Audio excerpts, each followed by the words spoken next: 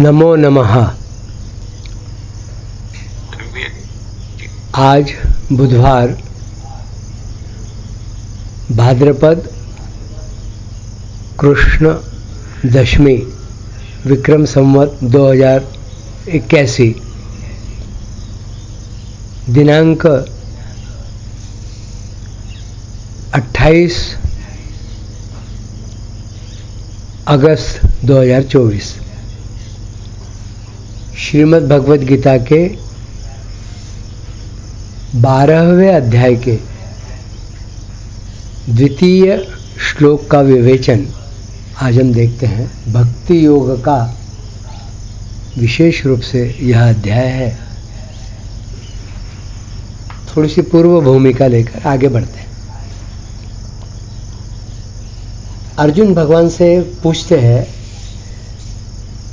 कि ये जो दो प्रकार के उपासक अर्थात सगुण और निर्गुण,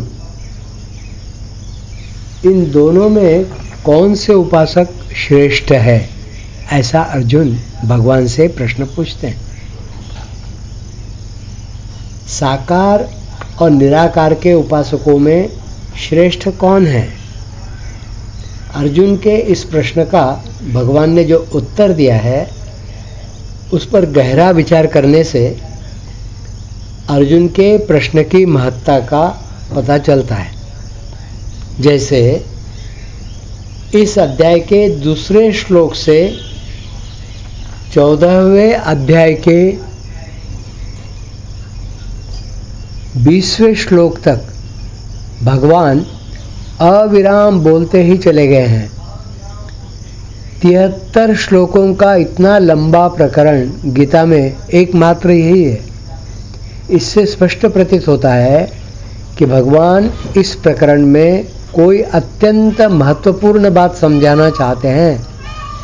साधकों को साकार और निराकार स्वरूप में एकता का बोध हो, उनके हृदय में इन दोनों स्वरूपों को प्राप्त कराने वाले साधनों का सांगोपांग रहस्य प्रकट हो, सिद्ध भक्तों और ज्ञानियों के आदर्श लक्षणों से वे परिचित हों और संसार से संबंध विच्छेद की विशेष महत्ता उनकी समझ में आ जाए।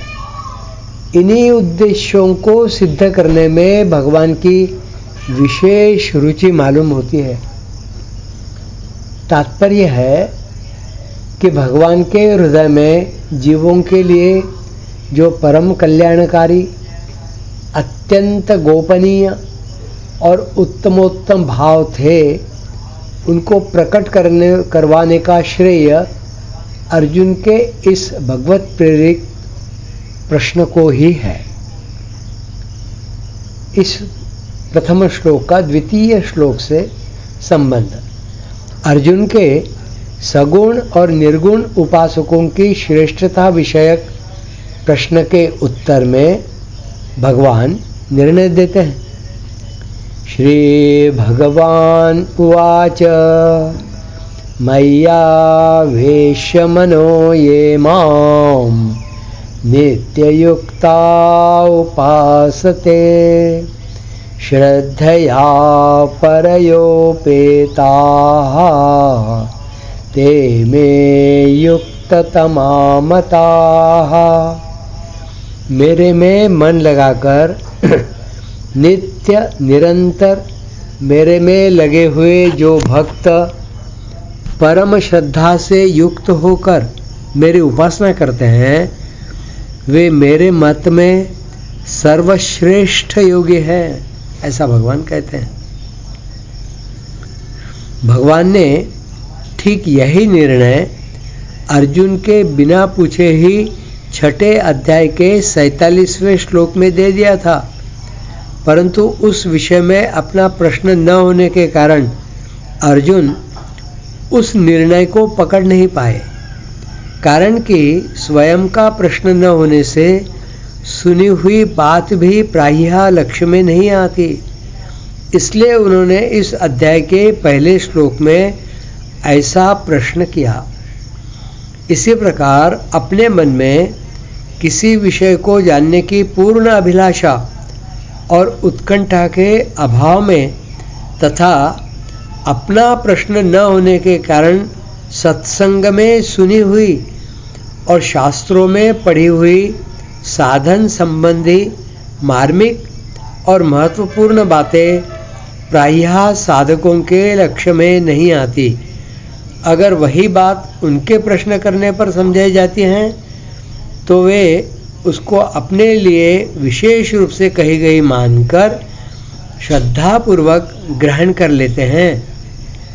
प्रायः वे सुनी और पढ़ी हुई बातों को अपने लिए न समझकर उसकी उपेक्षा कर देते हैं, जबकि उनमें उस बात के संस्कार सामान्य रूप से रहते ही है, जो विशेष उत्कंठा होने से जागृत भी हो सकते हैं। अतः साधकों को चाहिए कि वे जो पढ़ें और सुने उसको अपने लिए ही मानकर जीवन में उतारने की चेष्टा करें। मय्यावेश्य मनो ये माम नित्य युक्ता उपासते। मन वही लगता है जहाँ प्रेम होता है। जिसमें प्रेम होता है उसका चिंतन स्वतः होता है। नित्य युक्ताः का तात्पर्य है कि साधक स्वयं भगवान में लग जाए। भगवान ही मेरे हैं और मैं भगवान का हूँ, यही स्वयं का भगवान में लगना है। स्वयं का दृढ़ उद्देश्य भगवत प्राप्ति होने पर भी मन बुद्धि स्वतः भगवान में लगते हैं। इसके विपरीत स्वयं का उद्देश्य भगवत प्राप्ति न हो तो मन व बुद्धि को भगवान में लगाने का यत्न करने पर भी वे पूरी तरह भगवान में नहीं लगते। परंतु जब स्वयं ही अपने आप को भगवान का मान ले तब तो मन बुद्धि भगवान में तल्लीन हो ही जाती हैं। स्वयं करता है और मन बुद्धि करण है। करण कर्ता के ही आश्रित रहते हैं। करण का मतलब होता है उपकरण, माध्यम, साधन। जब कर्ता भगवान का हो गया तब मन बुद्धि रूप करण स्वतः भगवान में लगते हैं। साधक से भूल होती है कि वह स्वयं भगवान में न लगकर अपने मन बुद्धि को भगवान में लगाने का अभ्यास करता है। स्वयं भगवान में लगे बिना मन बुद्धि को भगवान में लगाना कठिन है। इसलिए साधकों की यह व्यापक शिकायत रहती है कि मन बुद्धि भगवान में नहीं लगते। मन बुद्धि एकाग्र होने से सिद्धि समाधि आदि तो हो सकती है, पर कल्याण स्वयं के भगवान में लगने से ही होगा। उपासना का तात्पर्य है स्वयं अपने आप को भगवान के अर्पित करना कि मैं भगवान का ही हूँ और भगवान ही मेरे हैं। स्वयं को भगवान के अर्पित करने से नाम जप चिंतन ध्यान सेवा पूजा आदि तथा शास्त्र विहित क्रिया मात्र स्वतः भगवान के लिए ही होती है। शरीर प्रकृति का और जीव परमात्मा का अंश है। प्रकृति के कार्य शरीर इंद्रियां मन बुद्धि और अहम से तादात्म्य ममता और कामना न करके केवल भगवान को ही अपना मानने वाला यह कह सकता है कि मैं भगवान का हूँ, भगवान मेरे हैं। ऐसा कहने या मानने वाला भगवान से कोई नया संबंध नहीं जोड़ता। चेतन और नित्य होने के कारण जीव का भगवान से संबंध स्वतः सिद्ध है, किंतु उस नित्य सिद्ध वास्तविक संबंध को भूलकर जीव ने अपना संबंध प्रकृति एवं उसके कार्य शरीर से मान लिया, जो अवास्तविक है।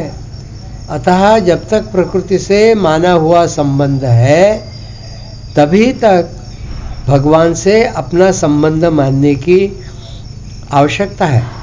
प्रकृति से माना हुआ संबंध टूटते ही भगवान से अपना वास्तविक और नित्य सिद्ध संबंध प्रकट हो जाता है, उसकी स्मृति प्राप्त हो जाती है।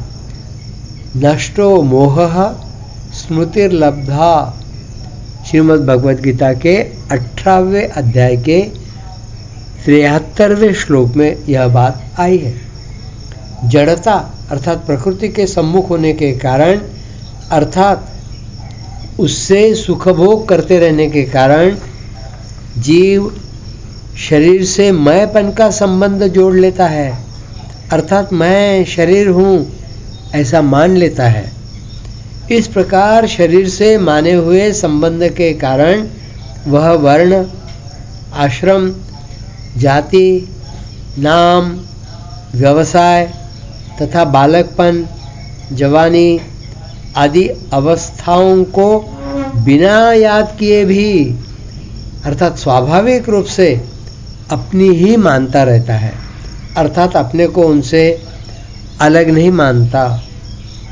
जीव की विजातीय शरीर और संसार के साथ भूल से की हुई संबंध की मान्यता भी इतनी दृढ़ रहती है कि बिना याद किए सदा याद रहती है। अगर वह अपने सजातीय अर्थात चेतन और नित्य परमात्मा के साथ अपने वास्तविक संबंध को पहचान ले तो किसी भी अवस्था में परमात्मा को नहीं भूल सकता। फिर उठते बैठते, खाते पीते, सोते जागते, हर समय प्रत्येक अवस्था में भगवान का स्मरण व चिंतन स्वतः होने लगता है। जिस साधक का उद्देश्य सांसारिक भोगों का संग्रह और उनसे सुख लेना नहीं है, प्रत्युत एकमात्र परमात्मा को प्राप्त करना ही है, उसके द्वारा भगवान से अपने संबंध की पहचान आरंभ हो गई ऐसा मान लेना चाहिए। इस संबंध की पूर्ण पहचान के बाद साधक में मन, बुद्धि, इंद्रियां, शरीर आदि के द्वारा सांसारिक भोग और उनका संग्रह करने की इच्छा बिल्कुल नहीं रहती। इस बात को पुनः एक बार पढ़ता हूँ। जिस साधक का उद्देश्य सांसारिक भोगों का संग्रह और उनसे सुख लेना नहीं है, प्रत्युत एकमात्र परमात्मा को प्राप्त करना ही है, उसके द्वारा भगवान से अपने संबंध की पहचान आरंभ हो गई ऐसा मान लेना चाहिए। इस संबंध की पूर्ण पहचान के बाद साधक में मन, बुद्धि, इंद्रियां, शरीर आदि के द्वारा सांसारिक भोग और उनका संग्रह करने की इच्छा बिल्कुल नहीं रहती। वास्तव में एकमात्र भगवान का होते हुए जीव जितने अंश में प्रकृति से सुख भोग प्राप्त करना चाहता है, उतने ही अंश में उसने इस भगवत संबंध को दृढ़तापूर्वक नहीं पकड़ा है।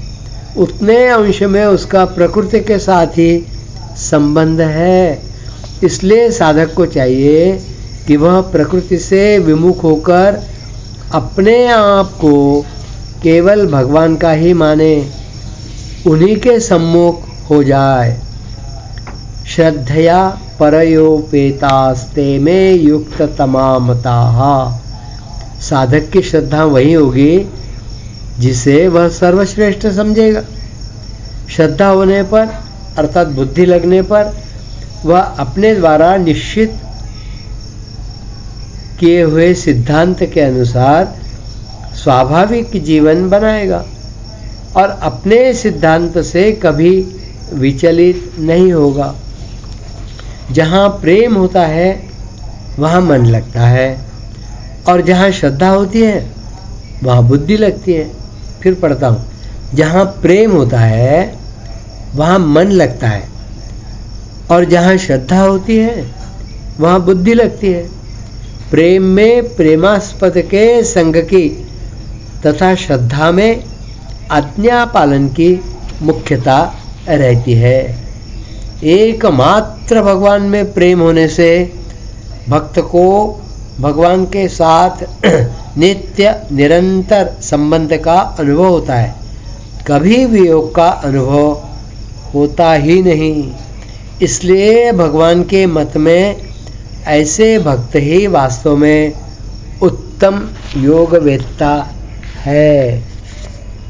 यहाँ ते में युक्त तमा मताः बहुवचनांत पद से जो बात कही गई है, यही बात छठे अध्याय के 47वें श्लोक में समय युक्त तमो मतः एक वचनांत पद से कही जा चुकी है।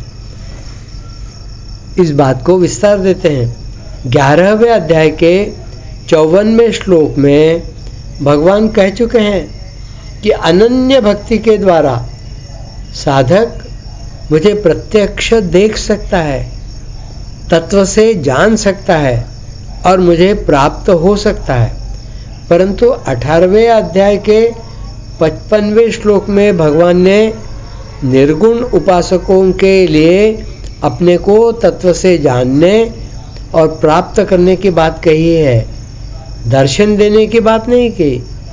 इससे यह स्पष्ट हो जाता है कि सगुण उपासकों को भगवान के दर्शन भी होते हैं, यह उनकी विशेषता है। भगवान ने छठे अध्याय के 47वें श्लोक में अपने सगुण रूप में श्रद्धा व प्रेम रखने वाले साधक को संपूर्ण योगियों में श्रेष्ठ बताया है। तात्पर्य यह है कि भगवान को अपना मानकर उनके परायण रहने वाला साधक ही विशेष प्रिय है। आज का संवाद, आज की बात यही समाप्त करते हैं। धन्यवाद।